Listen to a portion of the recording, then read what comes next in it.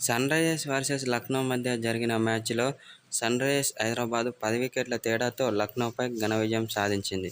అయితే ఈ మ్యాచ్‌లో తొలుత బ్యాటింగ్ చేసిన లక్నో సూపర్ జెయింట్స్ నిర్ణీత 20 ఓవర్లలో 4 వికెట్లు కోల్పోయి 125 పరుగులు చేసింది. అనంతరం లక్ష్య ఛేదనలో బ్యాటింగ్ చేసిన సన్‌రైజర్స్ హైదరాబాద్ 9.4 ఓవర్లలో లక్ష్యాన్ని ఛేదించింది. ఎస్ఆర్హెచ్ బ్యాటింగ్ చూసుకున్నట్లయితే అభిషేక్ శర్మ 28 బంతుల్లో 75 పరుగులు చేశాడు. అందులో 8 ఫోర్లు, 6 సిక్స్లు ఉన్నాయి.